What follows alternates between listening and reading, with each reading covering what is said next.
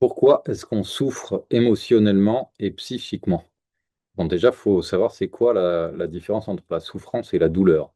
La douleur, c'est quand on a mal à un moment.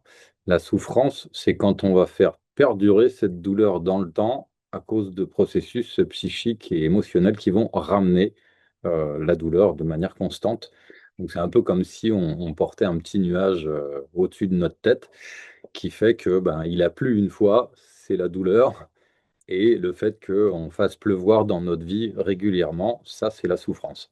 Et donc, d'où vient cette souffrance? C'est le fait que dans notre enfance, chaque choc émotionnel qu'on ne va pas avoir digéré, compris, chaque bobo qu'on s'est fait, hein, que ce soit physiquement, si ça n'a pas pu bien cicatriser, ben, en fait, on peut se retrouver à boiter à 40 ans pour une entorse qu'on s'était fait quand on était ado au foot. C'est exactement le même principe. Quand la blessure elle a été guérie, on ne va pas la porter ad vitam aeternam. C'est guéri, voire même des fois les ligaments ou les os deviennent encore plus solides.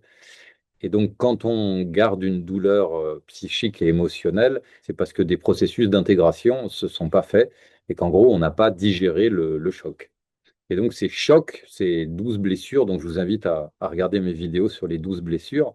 Tout ce qui n'est pas exprimé s'imprime. Tout ce qu'on a, toute la colère qu'on n'a pas pu dire quand on était petit, on s'est crispé pour pas que ça sorte. Toute la souffrance, la tristesse, les pleurs qui n'ont pas pu être pleurés, eh ben, on s'est crispé pour pas pleurer. Et donc tout ça, tout ce qui n'est pas exprimé, s'imprime. Et donc ces chocs qu'on a vécus dans l'enfance, ils vont modifier notre personnalité, notre comportement, en fonction de la manière dont on va avoir digéré les compris l'événement. On va avoir des parts protectrices qui vont essayer de nous faire éviter de revivre cette douleur. Et ces parts protectrices, elles ont trois stratégies.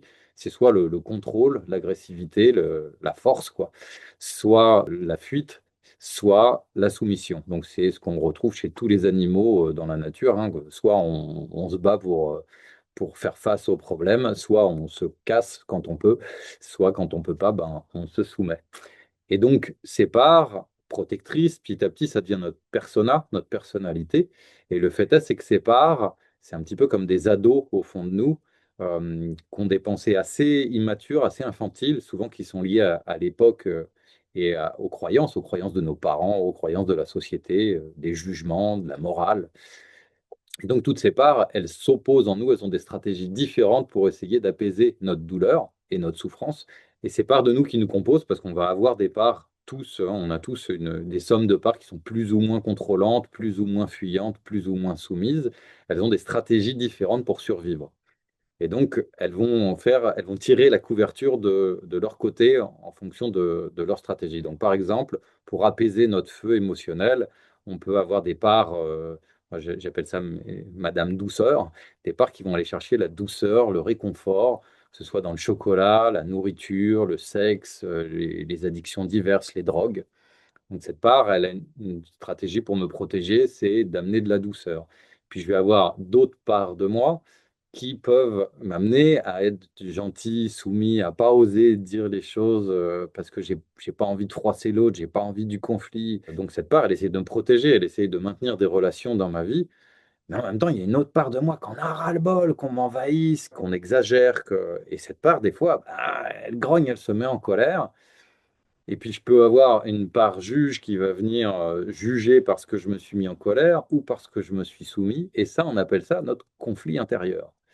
Et donc, ce conflit intérieur, petit à petit, il va nous amener des déceptions. On va se décevoir nous-mêmes à chaque fois que notre conflit intérieur nous amène à des échecs. Donc, par exemple, j'essaye d'arrêter de fumer, j'essaye d'arrêter de manger du chocolat, j'essaye d'arrêter de me mettre en colère, j'essaye d'arrêter d'être soumis. Et puis pourtant, bah, je me ressoumets.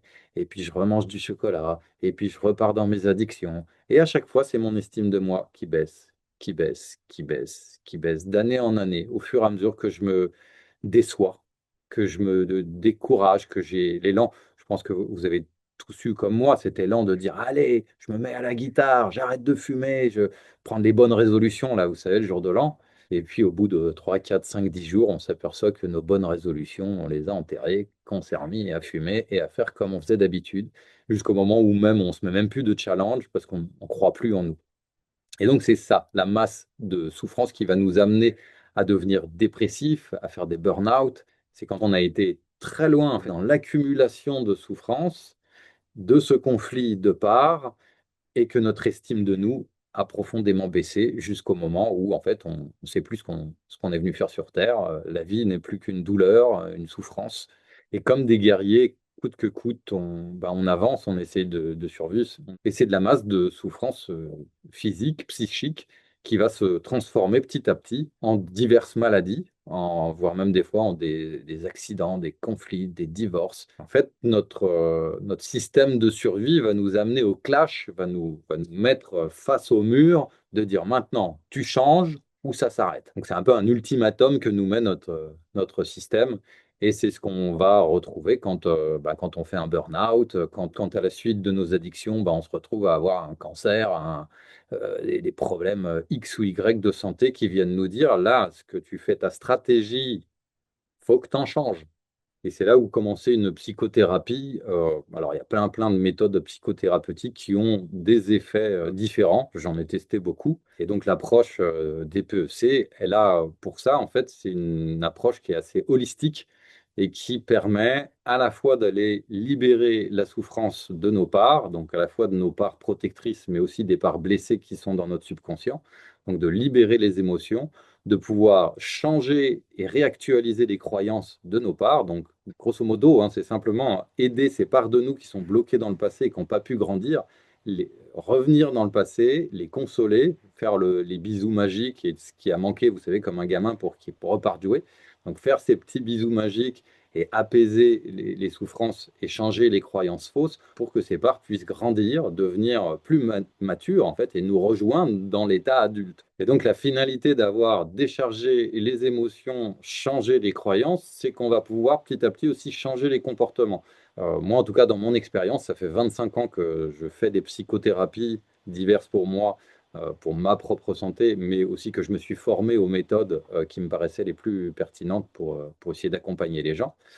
Et j'ai vu que le fait de mettre les trois dans cette articulation, c'est ça qui permettait vraiment le changement de paradigme. Parce que de mon observation, comprendre mentalement les choses comme on va voir dans une psychanalyse, par exemple, où petit à petit, on va faire une anamnèse et hop, on va prendre conscience, ah, je fume parce que je suis colérique, parce que papa me cognait dessus quand j'étais petit. Mais tu as une compréhension mentale, mais ça ne change rien. Tu peux aussi faire des stages de communication non violente, de méthode ESPER de Jacques Salomé, la PNL, plein de méthodes de transformation qui nous invitent à changer notre comportement. Mais tant que tu n'as pas touché les blessures qui contrôlent notre système et qui amènent à avoir ces comportements, tu vas apprendre ces comportements, mais la semaine d'après, tu les auras oubliés. Un petit peu comme les bonnes résolutions du jour de l'an, ou comme si tu avais fait un stage de cuisine taille une fois, puis quand tu rentres chez toi, tu ouvres le placard, tu sors les pâtes et tu continues à faire des pâtes à l'eau au beurre, quoi. Donc changer les comportements tout seul, ça marche pas non plus. Et aller libérer les émotions tout seul, donc ça, on va retrouver ça dans des thérapies comme l'EFT, le MDR. Enfin voilà, il y a pas mal dans l'hypnose aussi, où on va aller toucher l'émotion. Mais derrière, si tu changes pas les comportements, ça va rien changer. J'aime bien cette métaphore pour pouvoir bien comprendre le processus et ce que peut apporter la DPEC. Imaginons, je suis tombé dans l'eau quand j'avais quelques mois ou quelques années. J'ai failli me noyer. Donc là, je vais avoir un choc, j'ai un rapport à l'eau. L'eau me terrorise. Quand je vois l'eau, ça me fait peur. Et quand je tombe dans l'eau, je me mets en panique. Et même si j'ai pied, j'arriverai à me noyer quand même. Donc, je peux aller travailler ce traumatisme en EFT, en EMDR, et arriver à apaiser et de faire qu'en rêverie, je me retrouve dans l'eau et j'arrive à me calmer. Donc là, c'est vraiment, on va toucher le processus émotionnel. Maintenant, je ne sais toujours pas nager. Donc je peux très bien, grâce à ce soin, me retrouver dans un processus d'apprentissage de la natation où je ne me mettrai plus en panique. Mais il faut que j'apprenne la natation. Et donc, imaginons, donc là, c'est comme quand on va faire les stages de communication.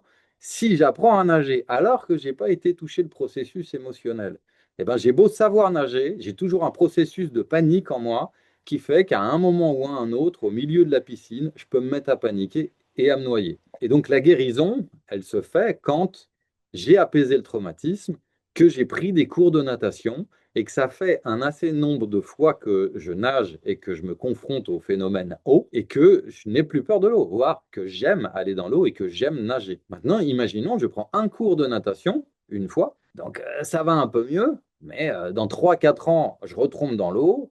Bah, vu que j'ai pas assez peaufiné l'apprentissage de la nage, eh ben, je me retrouve de nouveau en panique, même si j'ai été guérir la blessure. Donc vous voyez, il y a vraiment un lien qui doit être profond entre le processus de guérison de blessure intérieure, d'apaisement des émotions et de changement des croyances, et après un apprentissage concret qui nous amène à être autrement.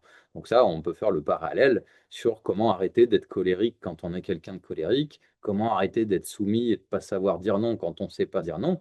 On va guérir la blessure, on va libérer les émotions, on va changer les croyances, mais on va aussi faire des exercices pratiques pour savoir dire non, s'exercer un certain nombre de fois jusqu'à ce qu'on n'ait plus peur de dire non. Et à ce moment-là, tu peux dire, ma blessure, elle est guérie, elle repart dans le passé. C'est notre passé, mais ce passé, il n'est plus dans le présent. J'avais peur de l'eau, je n'ai plus peur de l'eau. J'avais peur du conflit, je n'ai plus peur du conflit. Donc voilà un petit peu le processus de guérison des blessures intérieures qui permet de transformer les souffrances que l'on a à l'intérieur de nous en évolution et de faire en sorte qu'il n'y ait plus dans notre vie que des douleurs. Parce que c'est pas parce qu'on est guéri qu'on n'aura pas de nouveau des chocs, des nouveaux traumatismes, je sais pas moi, des divorces, des déceptions, des désillusions, mais ce sera une douleur à un instant T qu'on va traiter, processer et transformer en évolution. Et ce ne sera pas une douleur qui devient une souffrance et qui va s'accumuler à une autre masse de souffrance jusqu'à ce qu'on n'en puisse plus et qu'on termine avec un cancer ou qu'on ait envie de se suicider tellement la vie a plus de sens pour nous. Voilà, bah, j'espère que ça a pu vous éclairer un petit peu sur la souffrance que vous pouvez avoir en vous ou que votre entourage peut avoir autour de vous. N'hésitez pas à vous abonner, à mettre un like et à vous inscrire à l'infolettre.